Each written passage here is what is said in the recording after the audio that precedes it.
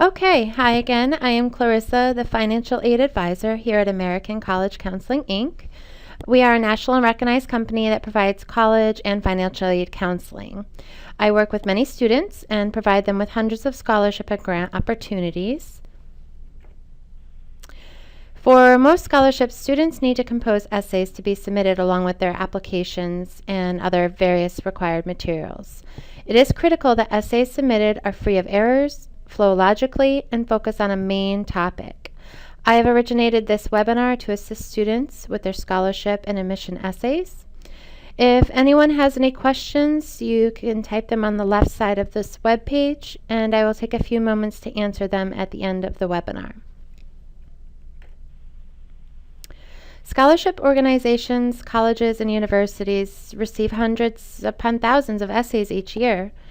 If the writing seems amateur, containing simple spelling or grammatical errors, or if it is dull in literature, the essay will more than likely be tossed to the side.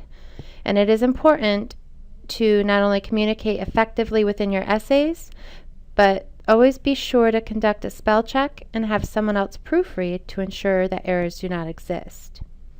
Additionally, if you want to strive to have your essay stand out from all the others, this can be achieved by inputting a unique part of your personality, such as a life learning lesson that you may have experienced and developed into a better person from enduring. Now, there are 7 basic steps to efficient essay writing. These steps should be a guide for you, and I will elaborate on each one so that you may have a better idea.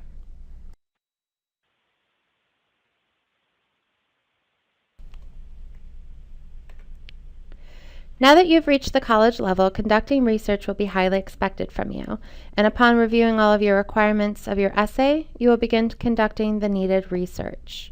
For example, if you need to compose an essay for the Americanism Scholarship, you should start research and add some content from the United States Constitution or the Bill of Rights.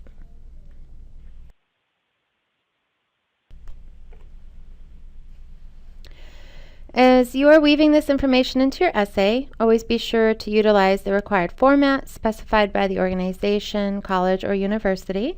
And for scholarship organizations, that requirement is usually the American Psychological Association format, known as APA.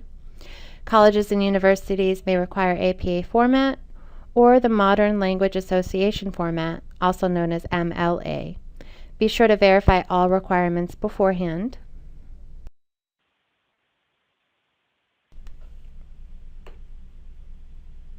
As I had mentioned earlier, you want to make your essay your own. If you're writing about diversity in our country, add in a short story of how you may have overcome diversity within your own life. And do not try to explain everything in detail. Rather, summarize your accomplishments or hurdles. Focus on one aspect of your experience. Please remember to never mention any negative comments regarding anyone or anything within your essay. You want to be sure to present a positive outlook.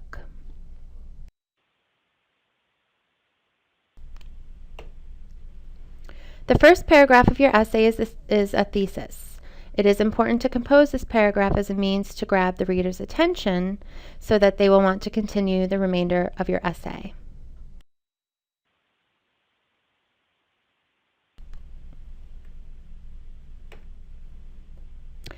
While building the body of your essay, remember to review the length requirements and strictly adhere to those guidelines. Each one of your paragraphs should be indented 5 spaces and consist of a minimum of 5 sentences. Try not to derail too much from your topic. The content needs to flow logically and should highlight some points that were mentioned in your thesis as well.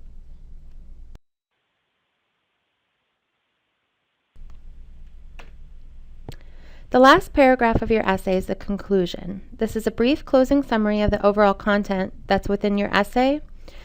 A lot of writers like to leave impressionable remarks or personal closing statements. This is a great idea. As I mentioned, you want to be remembered by the reader.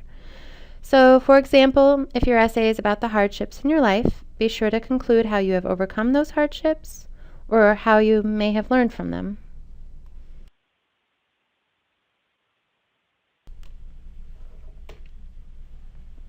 Referencing the information that you have included within your essay is very important.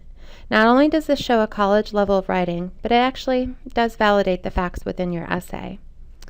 Unless otherwise stated by a scholarship organization, college, or university, the APA format should be utilized for your reference page as well. You may find more tips on how to do this at www.apastyle.org.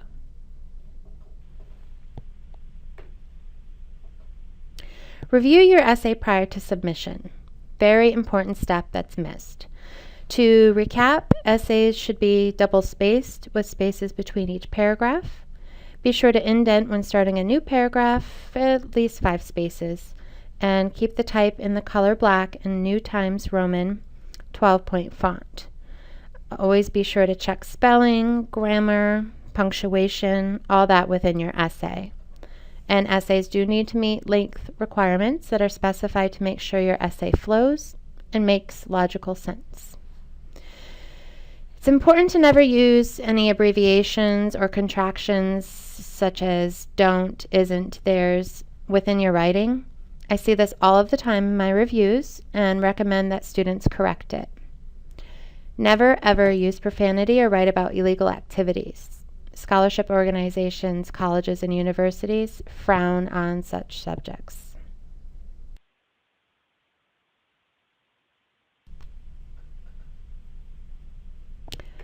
I hope that these tips will greatly assist you in your writing your essays. Please remember that here at American College Counseling, Inc., we offer essay review and recommendations to support you in effectively composing scholarship and admission essays. At this time, I will allow a few moments for questions and answers. If anyone has a question, please type it on the left side of the web page. Okay, if nobody has any questions, I just want to let you know you can call us for a free consultation at 866-275-2224 or join us on the web at www.askacci.com. And as a thank you for joining my webinar today, you'll receive a 10% discount. Please be sure to join us for our next webinar called FAFSA Tips and Steps for Scholarships. And it's going to be on December 11th at 3:45 p.m. Eastern Time. Oh, I do see one question here by Ariel. How do you know if the essay topic you pick is cheesy? It really depends on the requirements and which essay type you're writing. A lot of scholarship and grant opportunities give you the topic they want you to write about. So in those circumstances, you will not have to worry about picking a specific topic, just the content of your overall essay.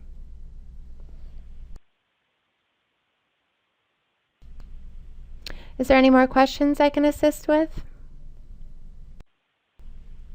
Okay, well, thank you everyone for joining the webinar, and please remember the one on December 11th at 3:45 p.m. Eastern Time. This is a very important webinar as seniors will need to conduct and conclude their FAFSAs. Thank you, everyone, and have a great day.